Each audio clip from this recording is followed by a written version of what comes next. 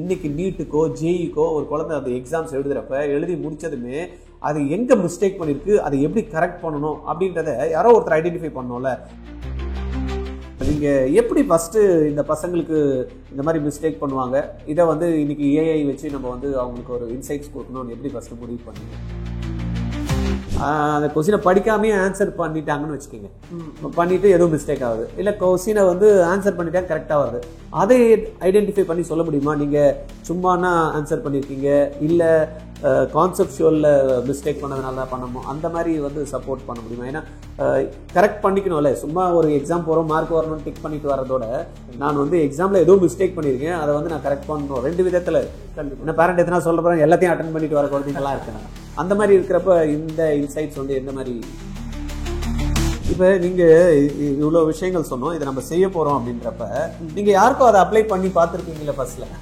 ஏன்னா அது ரொம்ப முக்கியம் இல்லை. ஏன்னா எப்பயுமே ஒரு விஷயம் ஒருத்தங்களுக்கு நம்ம கன்வே பண்ணுறப்பன்னா நான் யாரையும் கன்வின்ஸ் பண்ண முடியாது, நான் கன்வின்ஸ் ஆனால் தான் நான் மற்றவங்களை கன்வின்ஸ் பண்ண முடியும். அப்படி இருக்கிறப்ப நீங்கள் எப்படி இந்த ப்ராடக்ட் இந்த அளவுக்கு டீப்பாக வந்து கண்டிப்பாக வேலை செய்யும் அப்படின்னு உங்களுக்கு எப்படி நம்பிக்கை வந்து?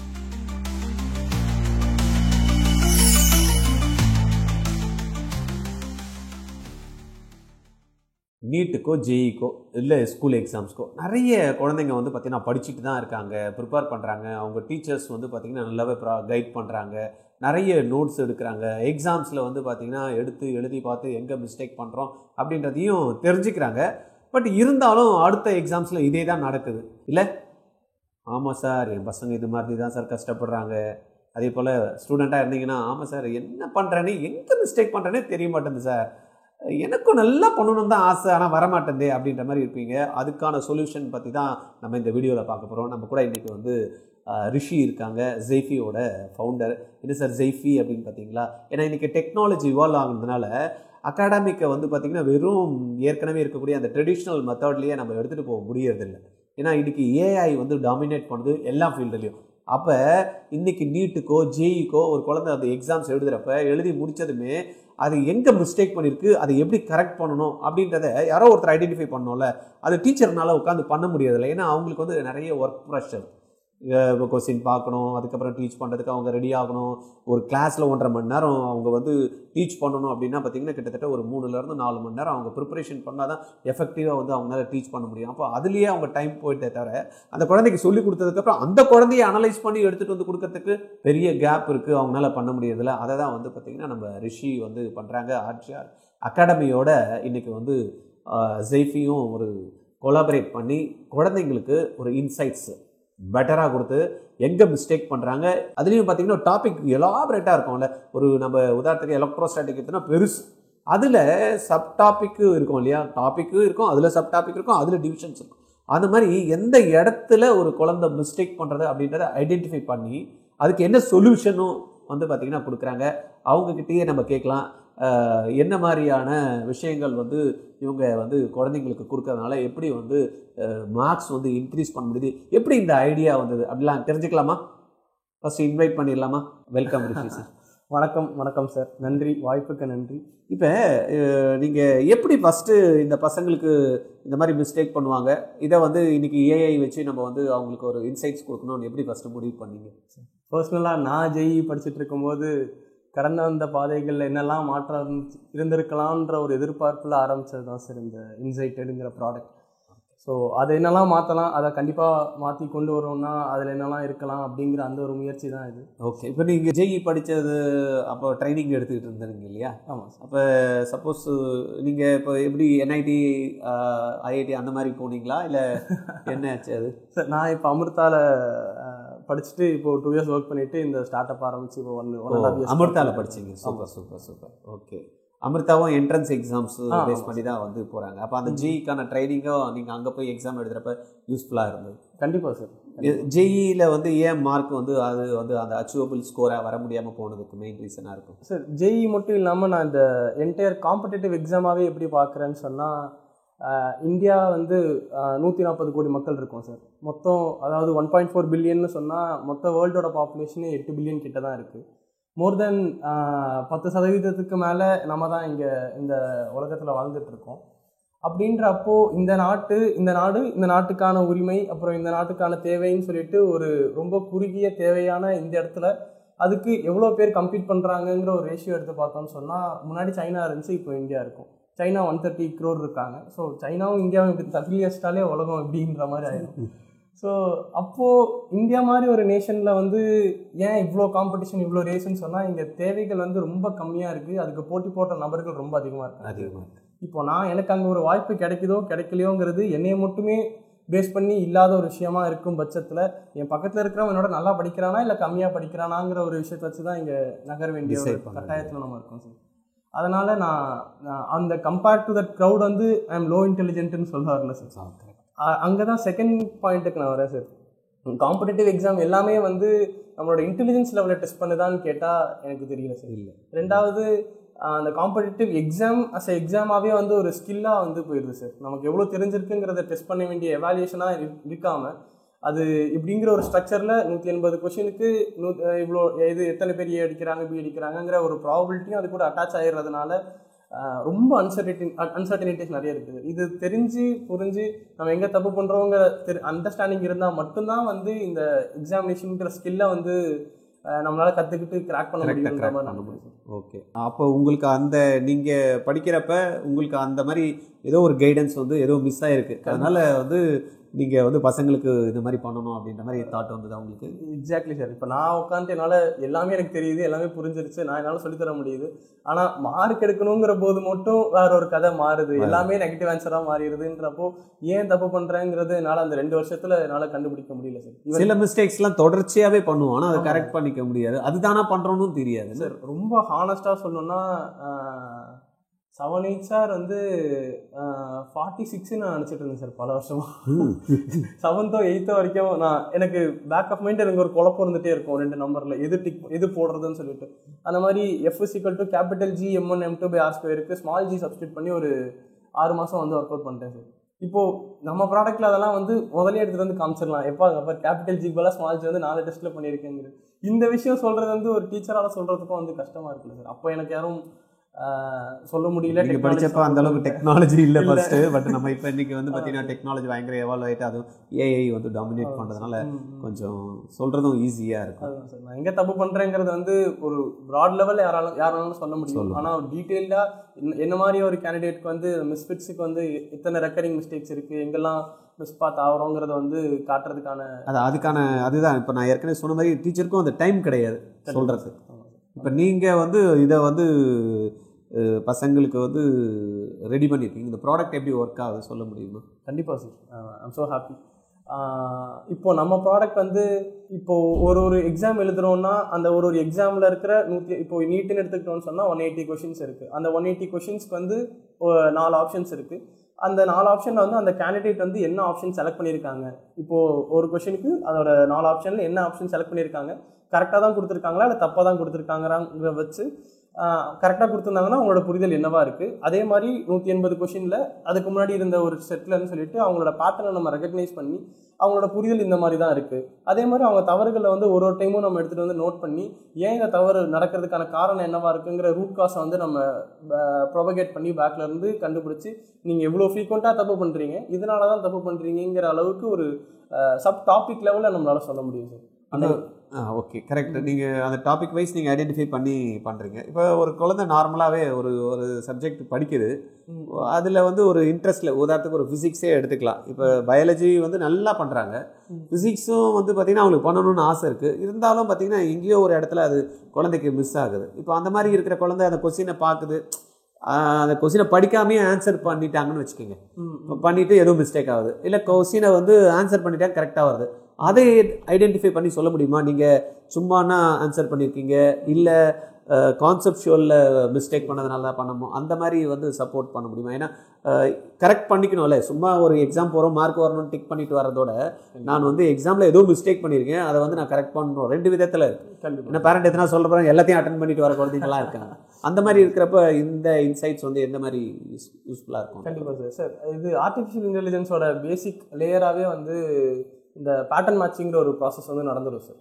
அது ரெக்கரிங்காக நடக்கிற ஒரு பேட்டர்னை மட்டும் தான் ரெகக்னைஸ் பண்ணி, இப்போ ஏன்னு நம்ம பேசும்போது பின்னாடி வந்து ஸ்டாட்டிஸ்டிக்ஸும் ப்ராபபிலிட்டி மட்டும் தான் ரன் ஆகிட்டு இருக்குது சார். அப்போ அந்த ப்ராபபிலிட்டியில் எது ஹையஸ்ட் ப்ராபபிலிட்டி அதுதான் செலக்ட் பண்ண போகுது. அப்போ அந்த ஸ்டூடெண்ட் வந்து ரேண்டமாக செலக்ட் பண்ணுற அந்த ஆப்ஷன்ஸ் அதெல்லாம் வந்து ஆட்டோமேட்டிக்காக வந்து நம்ம நெக்லெக்ட் பண்ணிடுறோம் சார்.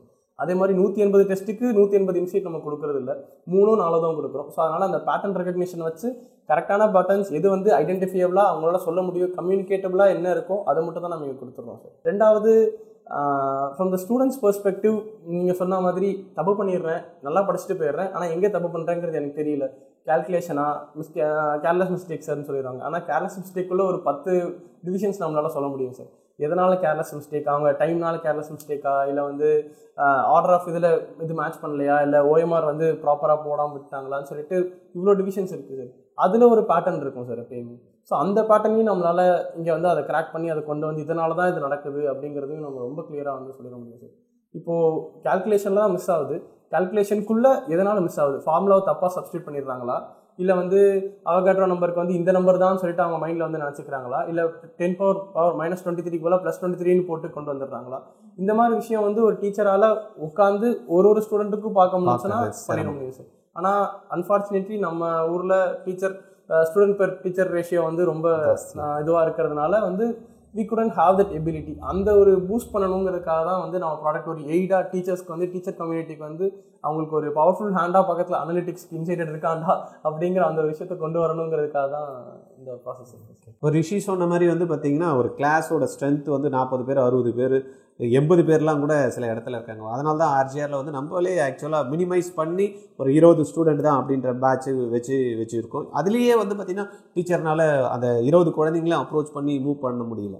அதனால தான் வந்து பார்த்திங்கன்னா ரிஷி வந்து இந்த விஷயத்த சொன்னப்போ சரி நம்ம குழந்தைங்களுக்கு பண்ணலாமே அப்படின்னு பார்த்தோம். லாஸ்ட் இயரே வந்து எக்ஸாமுக்கு முன்னாடி ரிஷி வந்தப்போ சரி நம்ம பசங்களுக்கு சொல்லலாம், அந்த பசங்களுக்கு ரொம்பவே யூஸ்ஃபுல்லாக இருந்தது.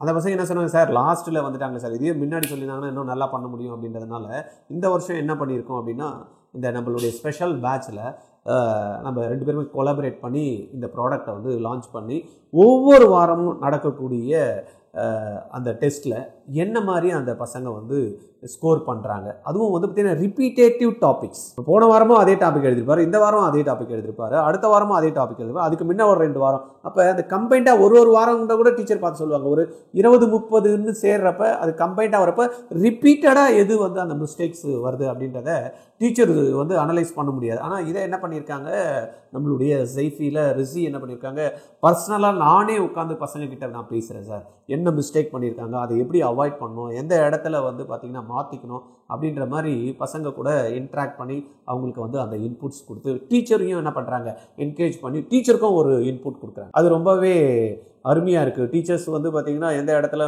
மிஸ்டேக் பண்ணியிருக்கோம் அப்படின்றத ஒரு ஓவராலாக ஒரு மிஸ்டேக் வந்து குழந்தை பண்ணுறாங்க, இல்லை ஒரு கிளாஸில் வந்து டோட்டலாக இந்த இடத்துல வந்து பார்த்திங்கன்னா வீக்னஸ் இருக்குது, அப்போ டீச்சர் வந்து எந்த இடத்துல கான்சன்ட்ரேட் பண்ணணும், புரியுதுல்ல, எந்த இடத்துல கான்சன்ட்ரேட் பண்ணணும், ஓவராலாக வந்து திருப்பியும் அந்த டாப்பிக்கை வந்து எடுக்கிறதோட சில கான்செப்ட்ஸ் மட்டும் மிஸ்டேக் பண்ணியிருக்காங்க அப்படின்றப்ப அதை டீச் பண்ணுறதுக்கும் ரொம்ப எஃபெக்டிவான சிஸ்டமாக இருக்குது. அதனால் இதை என்ன பண்ணியிருக்கோன்னா ரெகுலர் பேசிஸில் not only RGR student through out இந்தியாவில் இருக்கக்கூடிய எல்லா மாணவர்களும் நீட்னா இருக்கட்டும் ஜேஇனா இருக்கட்டும் எல்லாருமே எழுதுறாங்க. அங்கே எழுதுறப்ப வீட்டில் இருந்து கூட சில பேர் வந்து பண்ணுறாங்க, என்ன பண்ணுறாங்க செல்ஃப் ப்ரிப்பரேஷன் பண்ணுறாங்க, சில பேர் என்ன பண்ணுறாங்க இன்ஸ்டியூட் போகிறாங்க இல்லையா, அவங்கள வந்து டெஸ்ட் எழுதி பார்க்குறப்ப இந்த மாதிரி இன்புட்ஸ் அவங்களுக்கும் கிடைச்சா ஈஸியாக இருக்கும்ல. அதனால் என்ன பண்ணியிருக்கோம், ஜெய்ஃபி அண்ட் ஆர்ஜிஆர் அகாடமி கொலாபரேட் பண்ணி வாரம் வாரம் ஒரு மார்க் எக்ஸாம் வைக்க போகிறோம். இது வந்து பார்த்திங்கன்னா நம்ம டிசம்பர்லேருந்து ஸ்டார்ட் பண்ணுறோம். ஏன்னா டிசம்பர் இப்போ 2026க்கு எழுதக்கூடிய மாணவர்கள் வந்துட்டு ஆல்மோஸ்ட் சிலபஸ் வந்து நவம்பரில் கம்ப்ளீட் பண்ணிவிடுவாங்க, டிசம்பரில் வந்து பக்காவாக ரெடியாக இருப்பாங்க.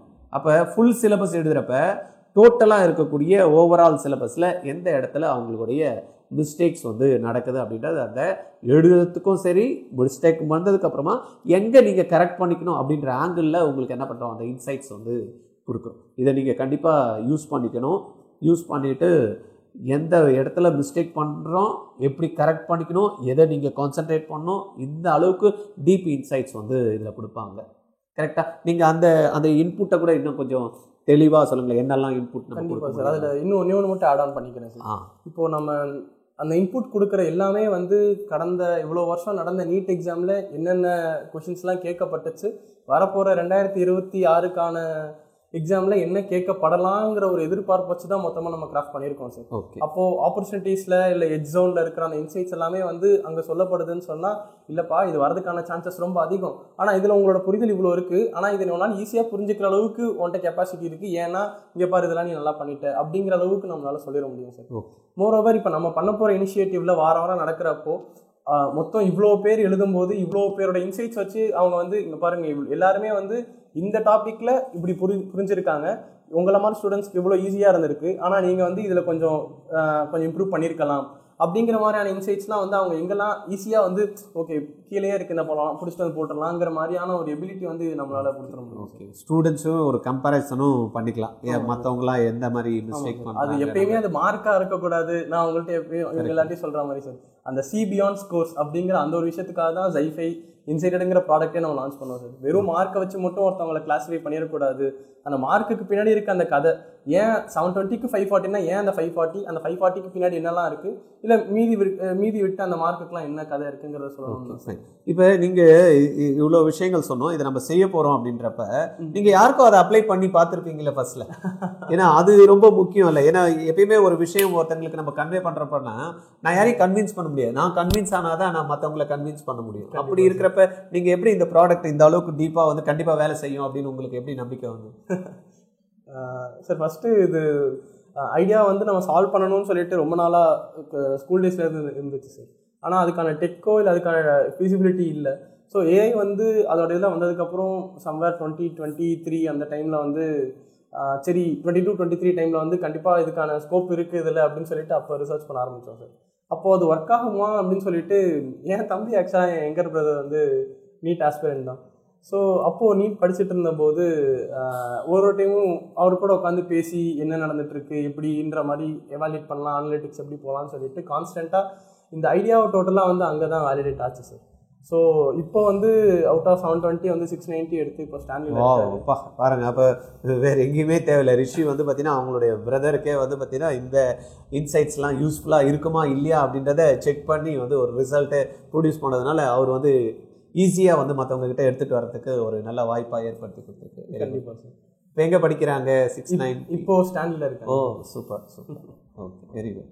ஸோ அது ஒரு பெரிய தாக்கத்தை கொடுத்துச்சு சார். அதுக்கப்புறம் வந்து நம்ம சர்வே பண்ணோம் சார் ஃபுல்லாமே எல்லா மேஜர் சிட்டிஸில் ஒரு 5000 பேர்கிட்ட வந்து இந்த மாதிரி ஒரு ஐடியா இருந்துச்சுன்னா ஒர்க் ஆகுமா அப்படின்னு சொல்லிட்டு அதெல்லாம் பண்ணினதுக்கப்புறம் நம்ம இன்ஸ்டியூஷன்லேயும் நம்ம லாஸ்ட் இயர் நீங்கள் சொன்ன மாதிரி அகாடமிக் இயரில் அந்த பையன் வந்து பார்த்துட்டு அண்ணா நான் நோட்ஸில் இருக்க மாதிரியே இருக்கேன் அப்படின்னு சொன்னேன். அந்த மொமெண்ட்டு தான் வந்து விஷால் கூட வந்து அவங்களுக்குலாம் வந்து ஓகே எஸ் அப்படின்ற அந்த ஒரு ஹையே வந்து அங்கே தான் கிடச்சி சார். ஸோ அது சூப்பர் சூப்பர்.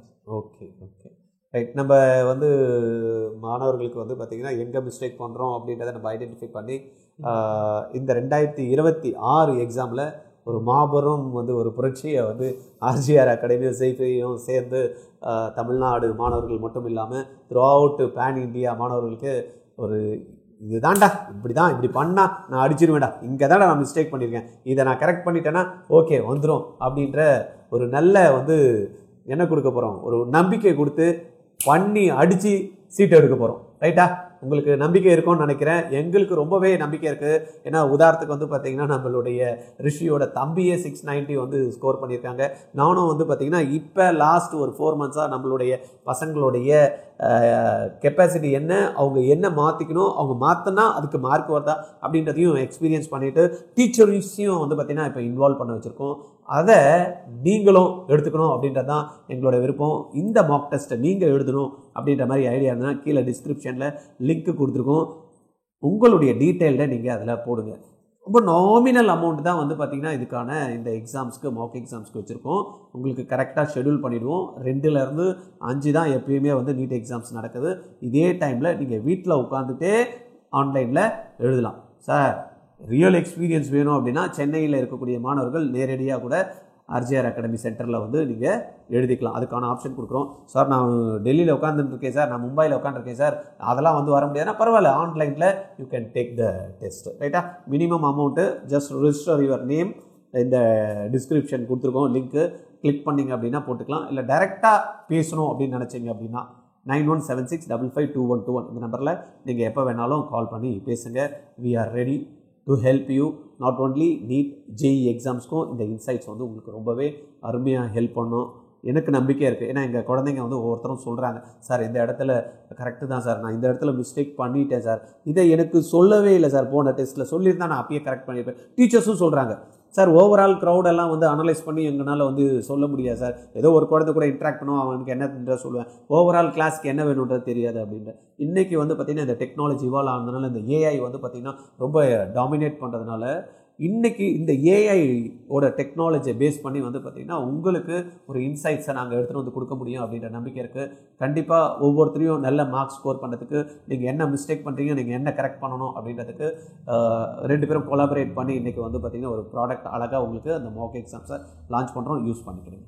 நீங்கள் எதனா இது சம்மந்தம் எதனா சொல்லணுமா? கண்டிப்பாக சார். எனக்கு பர்சனலி வந்து I am so glad for this opportunity to travel with RGR academy. ஏன்னா பர்சனலி வந்து அப்பார்ட் ஃப்ரம் இன்சைட்ஸ் எல்லாமே இல்லாமலே என்னோட பர்சனல் கருத்தாகவே வந்து the way you treat people as an student ஒரு இண்டிவிஜுவல் அட்டென்ஷன் வந்து ரொம்ப அதிகமாகவே இருக்குது சார். அதனால தான் வந்து இன்சைட்டோட நாங்கள் ஆக்சுவலாக இங்கே செல்லே பண்ணலன்னு நினைக்கிறேன் சார். நாங்கள் இதான் பண்ணுறோன்னு சொன்னால் அப்படியா ஓகே அவங்கன்ற அந்த எங்களுக்கு அந்த ட்ரீட்மெண்ட்டும் வந்து ரொம்ப சொஃபஸ்டிகேட்டடாக இருந்துச்சு அவங்கக்கிட்ட. மோரோவர் இது எல்லாமே வந்து த வே யூ ட்ரீட் ஸ்டூடெண்ட்ஸ்க்கு தான், அதனால தான் அவங்களோட பெனிஃபிட்க்கு தான் ரிசீவ் பண்ணிகிட்டு இருக்கோங்கிற அந்த ஒரு கருத்தை தான் இங்கே நம்ம வந்து முன்வைக்கிறோம் சார். இதே எஃபர்ட்டை வந்து இதே எனர்ஜியை வந்து நம்ம வந்து ஒரு நேஷ்னல் லெவலில் பண்ணுறோம் அப்படின்னு சொல்கிறப்போ it can be even more greater to the சொசைட்டிங்கிறதுனால இந்த ஆன்லைன் கோர்சஸ் அண்ட் இந்த ஆன்லைன் மார்க் டெஸ்ட்டை வந்து எல்லாருமே வந்து ரொம்ப பயனுள்ள விதத்தில் வந்து எடுத்துக்கிட்டிங்கன்னு சொன்னால் இன்னும் பெட்டராக இருக்கும். So you can compare with everybody. So that கடைசியில் இருக்க போகிறது எப்படி 20 லட்சம் பேர் கூட தான் நம்ம கம்ப்ளீட் பண்ண போகிறோன்றப்போ இப்போயும் அப்போ எவ்வளோ பேர் கூட நம்ம கம்ப்ளீட் பண்ணுறோங்கிற விஷயத்தை வந்து தெரிஞ்சுக்கிட்டே கற்றுக்கிட்டோன்னு சொன்னால் இன்னும் பெட்டராக இருக்கும். அது நம்மளோட ஏஐ இன்சைட்ஸோட ஆர்ஜிஆர் சாரோட கைடன்ஸோட போகும்போது இன்னும் பெட்டராகவே இருக்கும். So glad for this opportunity sir. ரொம்ப சந்தோஷம். இந்த உரையாடல் வந்து உங்களுக்கு ரொம்பவே யூஸ்ஃபுல்லாக இருக்கும்னு நினைக்கிறேன். 11 and 12 உங்கள் ஸ்டூடெண்ட்ஸ் யாரெல்லாம் படிச்சுட்டு இருக்காங்களோ உங்கள் கூட உங்கள் ஃப்ரெண்ட்ஸ் இருக்கலாம், இல்லை உங்கள் வீட்டில் இருக்கிறவங்க ரிலேஷன்ஸ் இருக்கலாம், ரைட்டா?